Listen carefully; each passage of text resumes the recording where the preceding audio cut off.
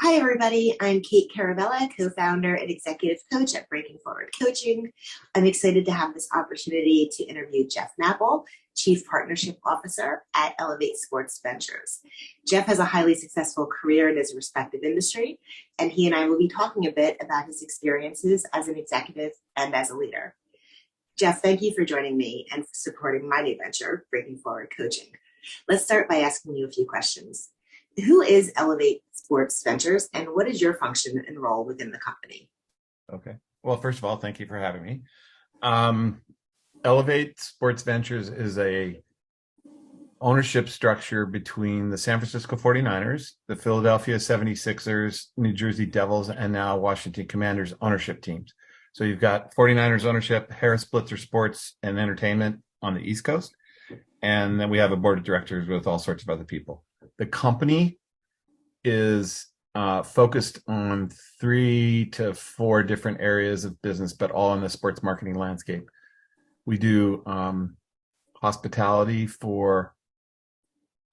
programming, ticketing, club suite sales, all that for new stadiums and arenas around the world when they want to hire out. We have an analytics team that's about 30 people deep in San Francisco specifically, and we're split there between Charlotte and San Fran, where we're running feasibility studies. We do all sorts of different things, all geared on the generation of revenue by a team or a sports owner or a building or however you look at it. But that's the perspective, like what could this area, if we turned it from a blue box to a green box, what would it yield? That kind of thing. Mm-hmm.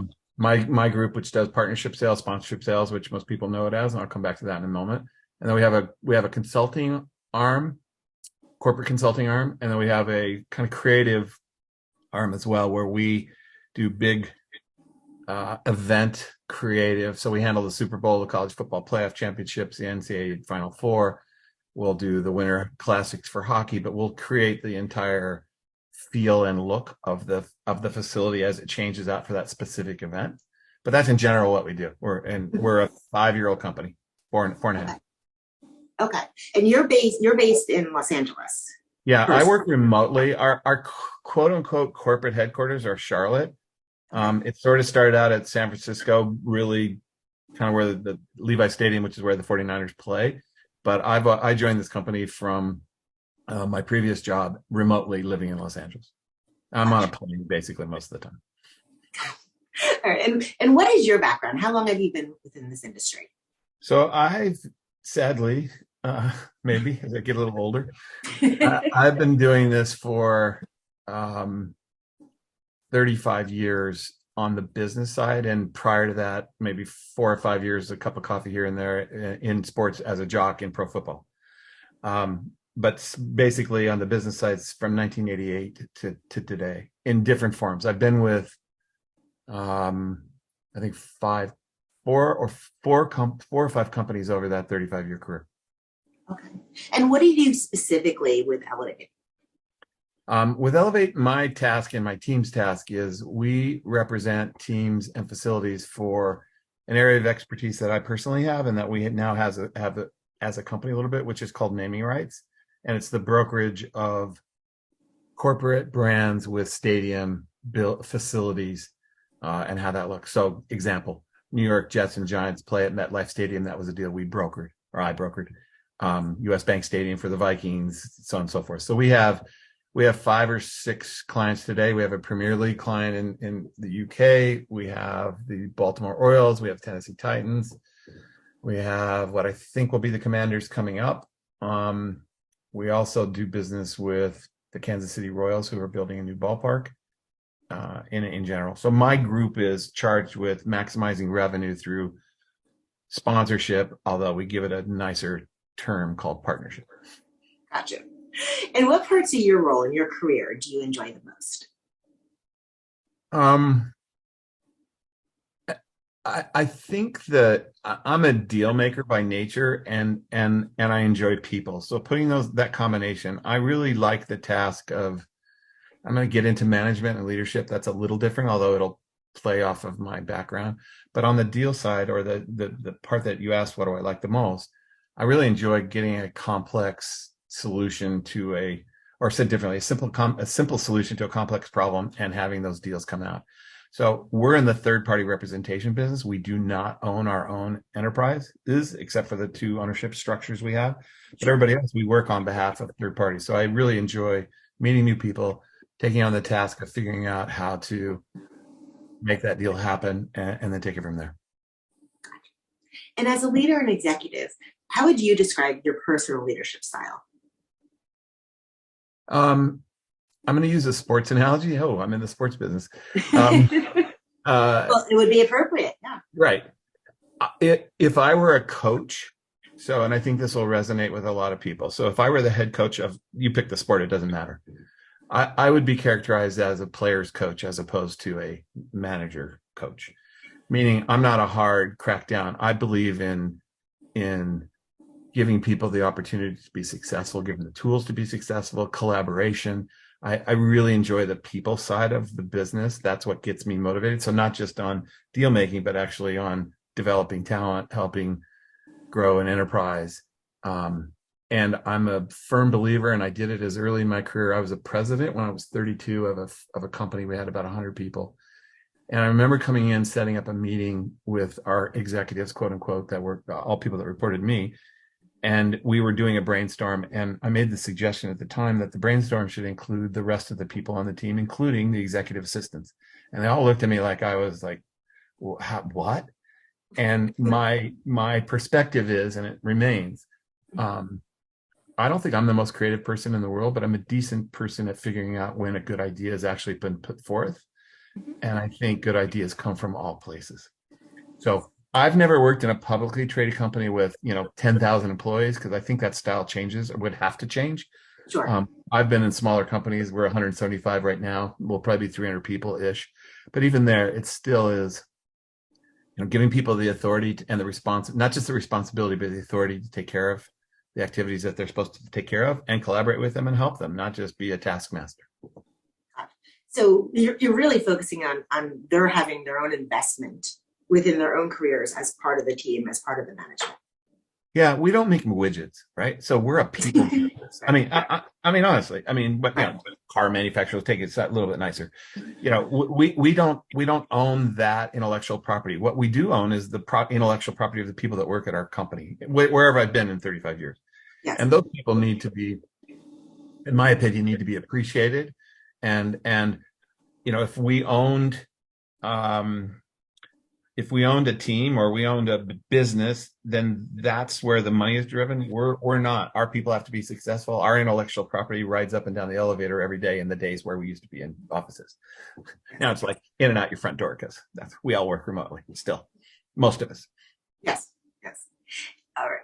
And as a leader, as an executive, what are some of the challenges you've personally experienced in that role, in that position?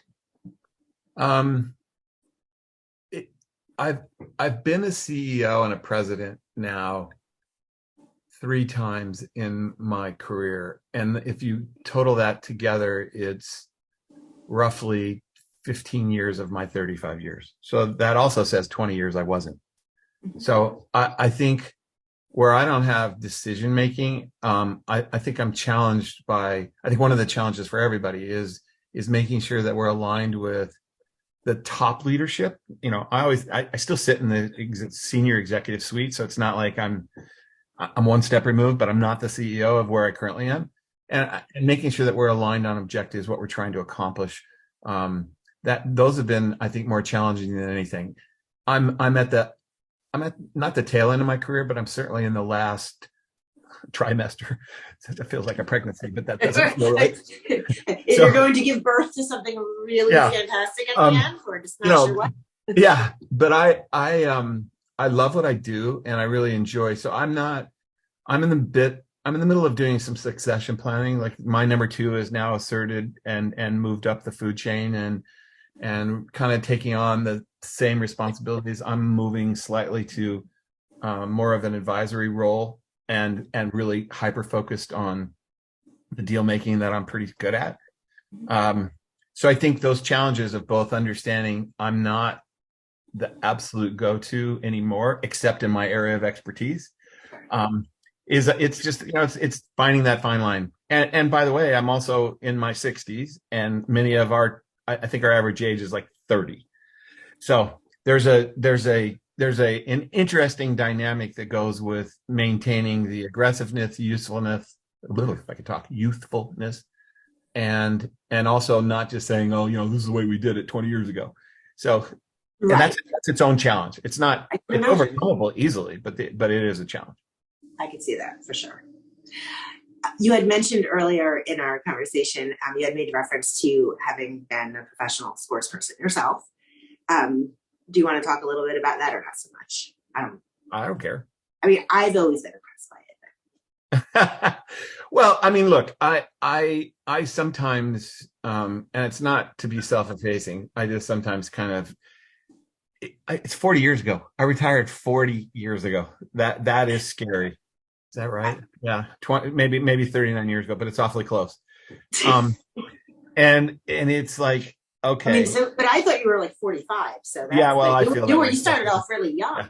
Yeah. Well, that's it. I'm really 38, but that will go. I'm a child prodigy. You're very advanced. So I will say this though, there are not a lot of. I played in an era, and it was pro football, so that's good. I played in an era though where the money's not like it is today. So if I were a player and a starter today, I was never a starter. So if I were though, I mean, as long as you have someone to manage your money properly, or at least you have an intellectual capability to do so, you arguably are set for life in today's sports environment worldwide, not just the United States. Obviously certain sports are different than the big five that we all know, but that was not the case when I played. So when I played, it was like, we got a paycheck, and it was nice and it was fun, but you weren't flying around the world in your yacht the next day or whatever. Even the most, it was different. Yeah, it was totally different. So the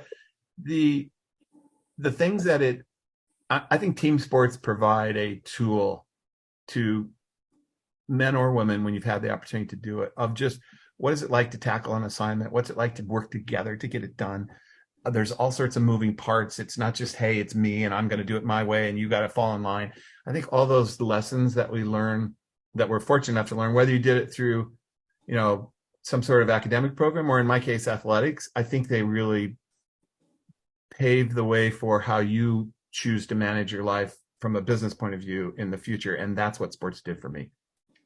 And that's what I'm hearing as you were sharing, and I was asking different questions, and you're talking about your own management style and kind of what, you didn't use the word, this is what I value, but it became very clear that you value the input and who is important, and that it is a team and that everybody contributes. It sounds very much like, that was maybe setting the stage for how you've developed within your career as well. Like just things that you naturally brought to the table. Yeah, I mentioned being a president young, and I was 32, and my business career didn't start till I was 28. So it's not like I had a ton of years underneath my belt. I didn't, but I took the job. This is another life lesson. I took the job for the prestige of being called a president, because I thought that was super cool at the time, especially. And well, 32 it is, right? Yeah, and by the way, the paychecks was better than the previous paycheck, so that was good also. So you put those two together. But what I came out of the deal, I worked for a person, I'll just leave it at that, happened to be a male, but I worked for a person that did not have the philosophies of teamwork and sharing and responsibility. It was a very rigid, dry, my way or the highway kind of approach. And, you can learn as much from the things that don't go well as you can from the things that do go well. And for me, that was like, I don't want to be like that. And I tried to instill a different culture, but even as president of the company, there was still an owner above me. We were all report to someone. If you're a publicly traded, it's your shareholders, whatever, or your board. But and so that I think, again, all those kind of lessons are from a stylistic point of view. I didn't like coaches that told me I had to do it this way. I like coaches that said, I need you to get it done. As long as you get it done, it doesn't really matter. I mean, there's rules and regulations. I'm not saying just be, free will here, but and I think from a business perspective, again, collaboration, giving people a voice, feeling included, I think it does several different things. I think it helps make the output of whatever we're doing better. I think it advances their careers because they have opportunity as individuals to actually experience some things that, not just stand in line and take it, oh, my boss told me I have to go do this A, B, and C, and that's all I do. I think all of those things pay off in the long term for both employees and employers, frankly. Absolutely. I agree. One of the things that as an executive coach that I do is help people figure that piece out. Well, people both individually, I coach people individually in various industries and various positions, but also small teams. So leadership teams and companies where they want to strengthen their leadership ability, right? To develop skills out where they might be really great at X, Y, and Z, but not so great with X, Y, and Z. Right. And where their staff, their employees are feeling, unmotivated, they're feeling disenfranchised, and being able to really kind of like pull those pieces together, because it's good for everybody, right? It's good for the leader. It's good for the leadership. It's good for the employees. They feel invested in it, and just kind of making some of those course corrections that we need to kind of make every now and again within our careers. Yeah, no, I agree completely. And I think that's, the business you guys are in and what you're doing, that coaching is really valuable, because I think, there's a lot of, I don't know how to describe this. There's a lot of super smart people in the world. I mean, and there really are. I'm much smarter than me, for sure. And that's not anything but the obvious, but sometimes intellectual ability doesn't necessarily translate to being a leader. Sometimes it's just you're really good as an entrepreneur or a single sole proprietor or whatever it may be. Leading a team of people is a different dynamic than just being super smart. Absolutely. And I think that, obviously lots of different styles. I'll go back to, I don't know, this group probably doesn't know this, but Jack Welch's of the world who would come in and, be the change. But remember when we used to have the change operator or whatever it was called, 20 years ago, or yeah, the change. But his whole thing was come in and fire the whole team and start over. I mean, that was his mentality, and it worked. You can't deny the success. Right. I think, I like to be in organizations, and I think when you're doing executive coaching individually or small groups, this is going to align better. I like to be with groups that culturally fit a little different makeup. That's exactly it. And that's exactly what our goal is. Yeah. Jeff, I thank you so much for taking the time to talk with me today. I really appreciate it. It was good to see you. Likewise. Pleasure. Always. And I feel like I'm really looking forward to hearing what you end up having after your third trimester. Well,